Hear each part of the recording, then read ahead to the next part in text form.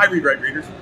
I'm here with Spencer Reeder, Senior Project Manager for Paul Allen's Vulcan, Senior Project Manager for Energy and Climate, you said?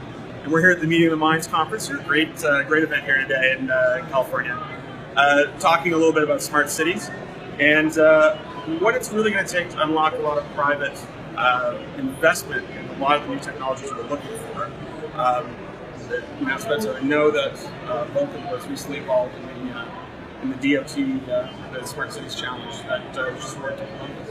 Maybe you can talk a little bit about how Vulcan got involved in that. Yeah, so Vulcan co-crafted the Smart City Challenge back in December of 2015. We announced along with Secretary Fox this opportunity.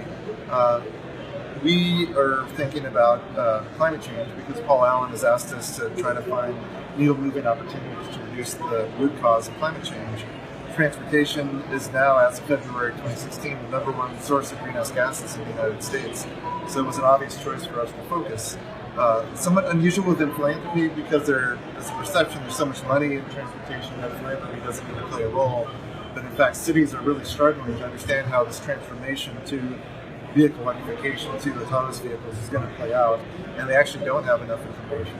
So we felt compelled, as a philanthropy run by a famous technologist, to get involved in this space. We found Common Cause with the U.S. Department of Transportation to co-launch this, and we've been really thrilled with the response and the selection of Columbus, Ohio as the recipient. Now, just last week, President Obama announced that basket of initiatives around next generation technologies, artificial intelligence, machine learning, autonomous vehicles. He also announced $165 million being earmarked for the next round of these smart city challenges. A lot of that was really private equity of some kind. And we've had an announcement this week from Bloomberg. Bloomberg's philanthropies as well around helping cities with autonomous vehicle. What, if you were talking to an audience of other private investors, what do you think is the thing that they need to know about how this happens? Well, this is about really the vision for our cities moving forward and what they're going to look like. And companies, the private sector lives within these cities. They operate, they hire their staff. People get to and from these places of work or telecommute, if you will, and operate in the cities. And our view, while autonomous certainly is exciting, it's coming, it has to be electrified. We have to position the infrastructure in these cities so that AVs are electric vehicles, because we potentially could have more vehicle miles traveled.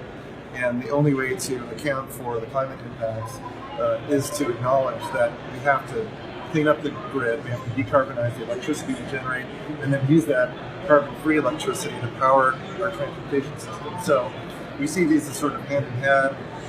We work with other philanthropies, but this is part of that city conversation about what our cities look like in the future. And the private sector has a real interest in helping influence and shape what our cities look like. That's where they operate.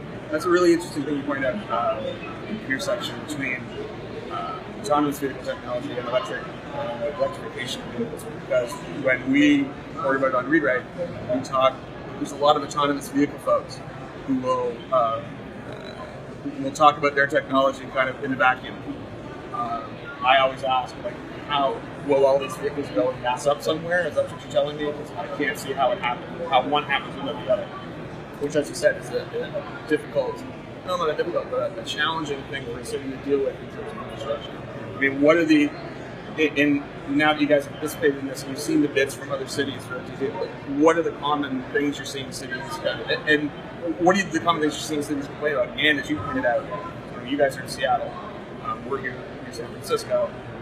These cities tend to be on the leading edge of tech. Columbus won that event, not a city people might think is being on the leading edge of tech. There are a lot of cities out there that look more like, there's more cities that look more like Columbus than Seattle. Exactly, and why we and the DOT is excited that Columbus was able to rise to the challenge and put forth a really good proposal. We think Columbus now will provide a narrative for the Oklahoma cities, the Nashvilles and Memphises of the world that aren't Seattle or San Francisco. So that's great. Listen, you talked about recharging autonomous vehicles or fueling them, if you will. And if you think about electricity as a fuel, there's now these advances in inductive charging where you literally have built-in infrastructure that you just drive over and charge the vehicle. You don't have to plug anything in. That is ideal for autonomous vehicles. There's no direct physical interface. They have maybe an area just outside the city where they can go and reside for some period of time and charge up and then re-enter the traffic pattern. So in our view, electric vehicles are ideally suited, combined with inductive charging technology, to lead the way in this great world. But listen, we're here to support cities in their own journey and learning and making sure that we can connect them as a philanthropy to experts in the field, to folks in the private sector that have the technology, and allow the cities and their transportation planners and all the folks that are thinking about the future of the city to connect with the private sector so that they can pull the best advice into these new ideas. Well, Spencer, thank you very much. Yeah. Great talking to you. Yeah. Enjoy the rest of the conference. Thanks.